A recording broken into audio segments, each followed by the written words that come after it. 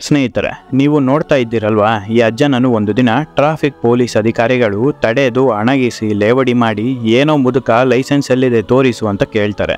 ನಂತರ ಲೈಸೆನ್ಸ್ ಅಲ್ಲಿ ಇದ್ದ ಹೆಸರನ್ನು ನೋಡಿ ಸಲ್ಯೂಟ್ ಮಾಡಿ ಸ್ವತಃ ಪೊಲೀಸ್ ಅಧಿಕಾರಿಗಳೇ ಸೆಕ್ಯೂರಿಟಿ ಮುಖಾಂತರ ಮನೆ ತನಕ ಜೊತೆಗೆ ಬಂದು ಬಿಟ್ಟು ಹೋಗ್ತಾರೆ. ಈ ಅಜ್ಜ 5 ವರ್ಷ ಇರುವಾಗ ತಂದೆ ತೀರಿಕೊಳ್ತಾರೆ. ಮನೆಯ ಪರಿಸ್ಥಿತಿ ಹೇಗೆ ಬದಲಾಗುತ್ತೆ ಅಂದ್ರೆ ಕೇವಲ 5 ವರ್ಷಕ್ಕೆ ತಮ್ಮ ಮತ್ತು ತಂಗಿಯ ಜವಾಬ್ದಾರಿ ತನ್ನ ಮೇಲೆ ಬೀಳುತ್ತೆ. ಶಾಲೆಗೆ ಹೋಗೋಕೆ ದುಡ್ಡಿಲ್ಲ, ಕೆಲಸಕ್ಕೆ ಹೋಗ್ತಾರೆ, ಎಲ್ಲೂ ಕೂಡ ಸಕ್ಸಸ್ ಸಿಗಲ್ಲ. 20 ವರ್ಷದ ತನಕ ಎಲ್ಲಾ ರೀತಿಯ ಕೆಲಸ ಮಾಡ್ತಾನೆ. ಕೆಲಸ ಮಾಡುವ ಜಾಗದಲ್ಲಿ ಒಂದು ಹುಡುಗಿಯ ಮೇಲೆ ಪ್ರೀತಿ ಹುಟ್ಟುತ್ತೆ. ಮದುವೆ ಕೂಡ ಆಗ್ತಾನೆ. ಮದುವೆ ಆದ ಕೆಲವೇ ವರ್ಷಗಳಲ್ಲಿ ಹೆಂಡತಿ ಕೂಡ ಬಿಟ್ಟು ಹೋಗ್ತಾಳೆ. ಸ್ನೇಹಿತರೆ, ಈ ಅಜ್ಜ 65 ವರ್ಷದ ತನಕ ಹೊಟ್ಟೆ ತುಂಬಿಸಿಕೊಳ್ಳೋದಕ್ಕೆ ಜೀವನದಲ್ಲಿ ಪರದಾಡಿದ್ದ ಹೊರತು ಬೇರೇನು ಮಾಡಲಿಲ್ಲ. 65 ವರ್ಷ ಆದ ಮೇಲೆ ಯಾವ ರೀತಿ ಸಾಧನೆ ಮಾಡ್ತಾನೆ ಅಂದ್ರೆ ಪ್ರಪಂಚದ ಟಾಪ್ ಬಿಲಿಯನರ್ ಆಗಿ ಹೊರಹೊಮ್ಮುತ್ತಾರೆ. ಸಾಧನೆ ಅಂತ ಬಂದ್ರೆ ವಯಸ್ಸು ಖಂಡಿತ ಅಡ್ಡ ಬರಲ್ಲ ಅನ್ನೋದಕ್ಕೆ ಇವರೇ ಸಾಕ್ಷಿ. ಈ ಅಜ್ಜ ಶುರು ಮಾಡಿದ ಹೋಟೆಲ್ಗಳು ನಮ್ಮ ಕರ್ನಾಟಕದ ಪ್ರತಿ ಒಂದು ಮೂಲೆಯಲ್ಲೂ ಕೂಡ ಇದೆ. ಕರ್ನಾಟಕದ ಪ್ರತಿ ರಾಜ್ಯದಲ್ಲೂ ಈ ಅಜ್ಜನ ಹೋಟೆಲ್ ಇದೆ. ಬೆಂಗಳೂರು ಒಂದರಲ್ಲೇ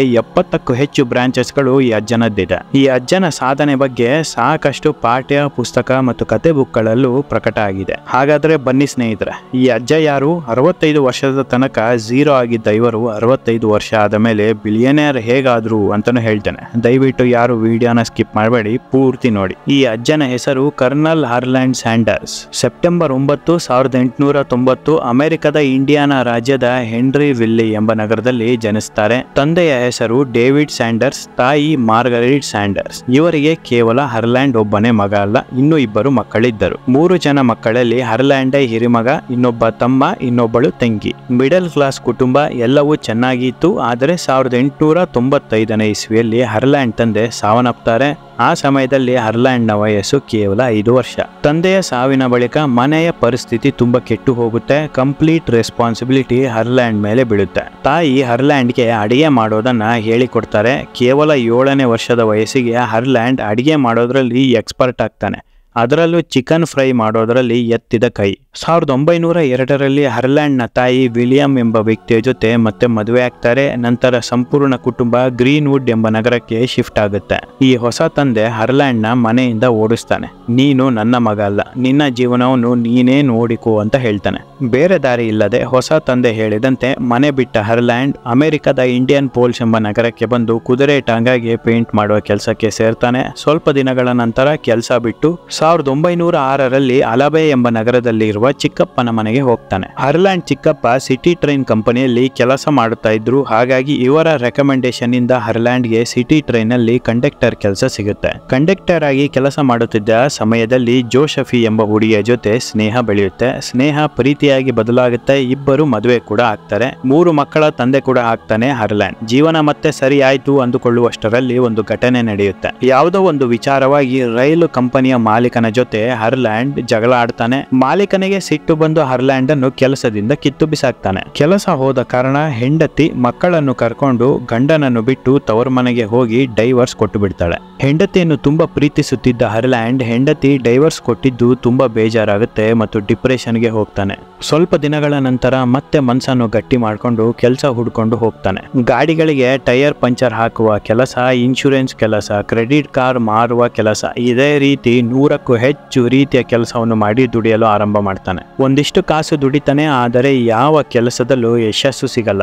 ಹಲವು ವರ್ಷಗಳ ನಂತರ US ದೇಶದಲ್ಲಿರುವ ಕೆಂಟಾಕಿ ನಗರಕ್ಕೆ ಬಂದು ಸಣ್ಣದಾದ ಪೆಟ್ರೋಲ್ ಬಂಕ್ ಓಪನ್ ಮಾಡ್ತಾನೆ. ಪೆಟ್ರೋಲ್ ಬಂಕ್ ಪಕ್ಕದಲ್ಲಿ ಸಣ್ಣದಾದ ಚಿಕನ್ ರೆಸ್ಟೋರೆಂಟ್ ಕೂಡ ಓಪನ್ ಮಾಡ್ತಾನೆ. 7ನೇ ವರ್ಷದಲ್ಲಿ ಅಮ್ಮನಿಂದ ಕಲಿತಿದ್ದ ಚಿಕನ್ ಫ್ರೈ ರೆಸಿಪಿಯನ್ನು ಈ ಹೋಟೆಲ್ ಅಲ್ಲಿ ಮಾಡಲು ಶುರು ಮಾಡ್ತಾನೆ. ಪೆಟ್ರೋಲ್ ಹಾಕಿಸಿಕೊಳ್ಳಲು ಬರುತ್ತಿದ್ದ ವಾಹನ ಸವಾರರು ಚಿಕನ್ ಫ್ರೈ ಅನ್ನು ತುಂಬಾ ಇಷ್ಟಪಟ್ಟು ತಿನ್ಕೊಂಡು ಹೋಗ್ತಾ ಇದ್ರು. ಇವನ ಕೈ ರುಚಿಗೆ ಗ್ರಾಹಕರು ಮಾರಿ ಹೋಗ್ತಾರೆ.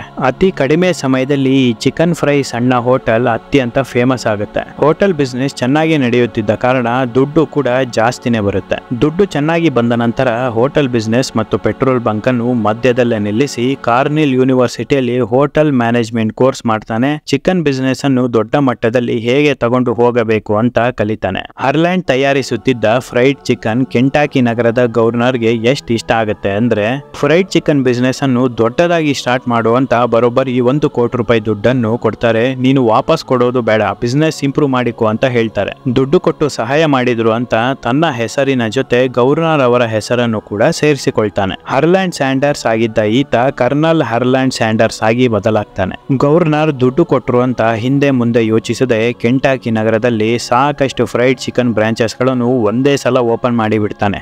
ಆದರೆ ಈ ಪ್ರಯೋಗ ಕಂಪ್ಲೀಟ್ ಫ್ಲಾಪ್ ಆಗುತ್ತೆ. ಯಾವ ಬ್ರಾಂಚ್ ಅಲ್ಲೂ ಫ್ರೈಡ್ ಚಿಕನ್ ತಿನ್ನೋದಕ್ಕೆ ಗ್ರಾಹಕರು ಬರೋದಿಲ್ಲ. ಪೆಟ್ರೋಲ್ ಬಂಕ್ ಪಕ್ಕದಲ್ಲಿ ಇದ್ದ ಸಣ್ಣ ಫ್ರೈಡ್ ಚಿಕನ್ ರೆಸ್ಟೋರೆಂಟ್ ಅಲ್ಲಿ ಮಾತ್ರ ಗ್ರಾಹಕರು ಬರ್ತಾ ಇರ್ತಾರೆ. ಈತನ ಪೆಟ್ರೋಲ್ ಬಂಕ್ ಮತ್ತು ಸಣ್ಣದಾಗಿದ್ದ ಫ್ರೈಡ್ ಚಿಕನ್ ರೆಸ್ಟೋರೆಂಟ್ ಮೇಲೆ ಹೈವೇ ಬರುತ್ತಿದ್ದ ಕಾರಣ ಈತ ಪೆಟ್ರೋಲ್ ಬಂಕ್ ಮತ್ತು ರೆಸ್ಟೋರೆಂಟ್ ಅನ್ನು ಮುಚ್ಚುತ್ತಾನೆ. ಪೆಟ್ರೋಲ್ ಬಂಕು ಇಲ್ಲ, ರೆಸ್ಟೋರೆಂಟು ಇಲ್ಲ, ಕೈಯಲ್ಲಿ 1 ರೂಪಾಯಿ ದುಡ್ಡಿಲ್ಲ, ಬ್ಯಾಂಕ್ ಬ್ಯಾಲೆನ್ಸ್ 0. ಹರ್ಲ್ಯಾಂಡ್ ಮತ್ತೆ ಮೊದಲಿನ ರೀತಿ ಆಗಿಬಿಡ್ತಾರೆ. ಇಷ್ಟೆಲ್ಲ ಆಗೋದ್ರೊಳಗೆ ಹರ್ಲ್ಯಾಂಡ್ ನ ವಯಸ್ಸು 65 ವರ್ಷ ತುಂಬಿರುತ್ತೆ. 65 ವರ್ಷ ಆಗಿದ್ರೂ ಕೂಡ ಕೆಂಟಕಿ ನಗರದಲ್ಲಿ ಇದ್ದ ಸಾಕಷ್ಟು ರೆಸ್ಟೋರೆಂಟ್ ಗಳಿಗೆ ಹೋಗಿ ಅಡಿಗೆ ಕೆಲಸಕ್ಕೆ ಟ್ರೈ ಮಾಡ್ತಾರೆ. ಆದರೆ ಯಾರು ಕೂಡ ಕೆಲಸ ಕೊಡಲ್ಲ.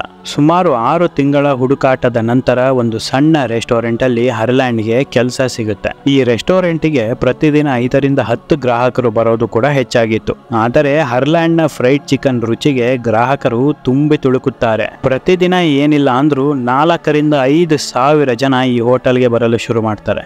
ರೆಸ್ಟೋರೆಂಟ್ ಮಾಲೀಕ ಹರ್ಲ್ಯಾಂಡ್ ನ ಕೆಲಸದ ಮೇಲಿದ್ದ ಶ್ರದ್ಧೆ ಭಕ್ತಿಯನ್ನು ನೋಡಿ ರೆಸ್ಟೋರೆಂಟ್ ಅನ್ನು ಹರ್ಲ್ಯಾಂಡ್ ಹೆಸರಿಗೆ ಬರೆದು ಕೊಡ್ತಾನೆ. ಹರ್ಲ್ಯಾಂಡ್ ಮತ್ತೆ ಹಿಂದೆ ತಿರುಗಿ ನೋಡಿದ್ದೇ ಇಲ್ಲ. ಅಮೆರಿಕ ದೇಶದಲ್ಲಿ 60ಕ್ಕೂ ಹೆಚ್ಚು ಬ್ರಾಂಚಸ್ ಗಳನ್ನು ಒಂದೇ ಸಲ ಓಪನ್ ಮಾಡ್ತಾನೆ. ಹರ್ಲ್ಯಾಂಡ್ ಮುಟ್ಟಿದ್ದೆಲ್ಲ ಚಿನ್ನವಾಗಿ ಬದಲಾಗುತ್ತೆ. ಹರ್ಲ್ಯಾಂಡ್ ನ ಫ್ರೈಡ್ ಚಿಕನ್ ಪ್ರಪಂಚಾದ್ಯಂತ ಮನೆ ಮಾತಾಗುತ್ತೆ. ಅಮೆರಿಕದಲ್ಲಿ ಫ್ರೈಡ್ ಚಿಕನ್ ಫೇಮಸ್ ಆಗಿರುತ್ತೆ. ಆದರೆ ಯಾರು ಕೂಡ ಹರ್ಲ್ಯಾಂಡ್ ಅವರನ್ನು ನೋಡಿರಲ್ಲ, ಹೆಸರು ಮಾತ್ರ ಗೊತ್ತಿರುತ್ತೆ. ಒಂದು ದಿನ ಹರ್ಲ್ಯಾಂಡ್ ಅವರು ಕಾರಲ್ಲಿ ಹೋಗ್ತಾ ಇದ್ದಾಗ ಟ್ರಾಫಿಕ್ ಪೊಲೀಸ್ ಅಧಿಕಾರಿಗಳು ಅಜ್ಜ ಅಂತ ಅಣಗಿಸಿ ನಗುತ್ತಾ ಲೈಸೆನ್ಸ್ ತೋರಿಸು ಮುದುಕ ಅಂತ ಕೇಳ್ತಾರೆ. ಲೈಸೆನ್ಸ್ ನಲ್ಲಿ ಇದ್ದ ಹೆಸರನ್ನು ನೋಡಿ ಕೇಳ್ತಾರೆ, ನೀವು ಫ್ರೈಡ್ ಚಿಕನ್ ಮಾಲೀಕರ ಅಂತ. ನಂತರ ಸತ್ಯ ಗೊತ್ತಾಗಿ ಎಲ್ಲ ಅಧಿಕಾರಿಗಳು ಸಾರಿ ಕೇಳಿ ಸ್ವತಃ ಅಧಿಕಾರಿಗಳೇ ಹರ್ಲ್ಯಾಂಡ್ ಅವರನ್ನು ಮನೆಗೆ ಬಿಟ್ಟು ಬರ್ತಾರೆ. ಪೊಲೀಸ್ ಅಧಿಕಾರಿಗಳು ಹೆದರೋಕೆ ಮತ್ತೊಂದು ಕಾರಣ ಏನಪ್ಪಾ ಅಂದ್ರೆ ಹರ್ಲ್ಯಾಂಡ್ ಅವರು ಕೈಯಾರೆ ತಯಾರಿಸುತ್ತಿದ್ದ ಫ್ರೈಡ್ ಚಿಕನ್ ಆಗಿನ ಸಮಯದ ಅಮೆರಿಕನ್ ಪ್ರೆಸಿಡೆಂಟ್ ಆಗಿದ್ದ ರೊನಾಲ್ಡ್ ರೇಗನ್ ಅವರಿಗೆ ಅತ್ಯಂತ ಪಂಚಪ್ರಾಣವಾಗಿತ್ತು. ಹರ್ಲ್ಯಾಂಡ್ ಅವರಿಗೆ ಅವಮಾನ ಆಗಿದ್ದು ಪ್ರೆಸಿಡೆಂಟ್ ಅವರಿಗೆ ಗೊತ್ತಾದರೆ ಖಂಡಿತವಾಗಿಯೂ ನಮ್ಮ ಕೆಲಸ ಹೋಗುತ್ತೆ ಅಂತ ಅಧಿಕಾರಿಗಳು ಹೆದರುತ್ತಾರೆ. ಈ ಘಟನೆ ಆದ ಬಳಿಕ ಪ್ರಪಂಚಾದ್ಯಂತ ಹರ್ಲ್ಯಾಂಡ್ ಅವರ ಬಗ್ಗೆ ಗೊತ್ತಾಗುತ್ತೆ. ಅಮೆರಿಕದಿಂದ ಬೇರೆ ದೇಶಗಳಲ್ಲಿ ಹರ್ಲ್ಯಾಂಡ್ ರೆಸ್ಟೋರೆಂಟ್ ಓಪನ್ ಮಾಡಲು ನಿರ್ಧಾರ ಮಾಡ್ತಾನೆ. ಫ್ರೈಡ್ ಚಿಕನ್ ಅಂತ ಇದ್ದ ಹೆಸರು ಕೆಂಟಕಿ ಫ್ರೈಡ್ ಚಿಕನ್ ಅಂತ ನಾಮಕರಣ ಮಾಡ್ತಾನೆ. ಅದೇ KFC. 118 ದೇಶಗಳಲ್ಲಿ KFC ಇದೆ. ಪ್ರಪಂಚಾದ್ಯಂತ 30,000ಕ್ಕೂ ಹೆಚ್ಚು KFC ಔಟ್ಲೆಟ್ಗಳು ಕಾರ್ಯನಿರ್ವಹಿಸುತ್ತಾ ಇದೆ. ಮತ್ತೊಂದು ಅದ್ಭುತ ಸಂಗತಿ ಏನಪ್ಪಾ ಅಂದರೆ 1995ರಲ್ಲಿ ಭಾರತ ದೇಶದಲ್ಲಿ ಮೊಟ್ಟ ಮೊದಲ KFC ಔಟ್ಲೆಟ್ ಶುರು ಆಗಿದ್ದು ನಮ್ಮ ಕರ್ನಾಟಕದ ಬೆಂಗಳೂರು ನಗರದಲ್ಲಿ. ಈಗ ಬೆಂಗಳೂರು ನಗರ ಒಂದರಲ್ಲೇ 70ಕ್ಕೂ ಹೆಚ್ಚು ಔಟ್ಲೆಟ್ಗಳು ಇದೆ. 16 ಡಿಸೆಂಬರ್ 1980ರಲ್ಲಿ ಹರ್ಲ್ಯಾಂಡ್ ಹೃದಯಾಘಾತದಿಂದ ಸಾವನ್ನಪ್ಪುತ್ತಾರೆ. ಆದರೆ ಇವರು ಕೈಯಾರೆ ಶುರು ಮಾಡಿದ ಫ್ರೈಡ್ ಚಿಕನ್ ಬಿಸ್ನೆಸ್ ಪ್ರತಿದಿನ ಹೆಮ್ಮರವಾಗಿ ಬೆಳೆಯುತ್ತಾನೆ ಇದೆ. ನಾನು ಸಾಕಷ್ಟು ಅಡಿಗೆ ಪುಸ್ತಕಗಳನ್ನು ಓದಿದ್ದೇನೆ. ಎಲ್ಲದರಲ್ಲೂ ಹೇಗೆ ಅಡಿಗೆ ಮಾಡಬೇಕು ಅಂತ ಇದೆ ಹೊರತು ಹೇಗೆ ಡಿಫ್ರೆಂಟ್ ಆಗಿ ಅಡಿಗೆ ಮಾಡಬೇಕು ಅಂತ ಯಾರು ಕೂಡ ಹೇಳಲಿಲ್ಲ. ಈ ಡಿಫ್ರೆಂಟ್ ಅನ್ನುವ ಈ ಒಂದು ಪದ ನಿಮ್ಮ ಯೋಚನೆಯಲ್ಲಿ ಅಡಗಿದೆ ಹೊರತು ಪುಸ್ತಕದಲ್ಲಿ ಸಿಗೋದಿಲ್ಲ. ಎಲ್ಲರೂ ಸಾಮಾನ್ಯವಾಗಿ ತಯಾರಿಸುವ ಫ್ರೈಡ್ ಚಿಕನ್ ಅನ್ನು ನಾನು ಸ್ವಲ್ಪ ಡಿಫ್ರೆಂಟ್ ಆಗಿ ತಯಾರಿಸಿದೆ. ಹಾಗಾಗಿ ಗ್ರಾಹಕರಿಗೆ ಹೊಸ ರುಚಿ ಇಷ್ಟ ಆಯಿತು, ಪ್ರಪಂಚಾದ್ಯಂತ ಫೇಮಸ್ ಆಯಿತು.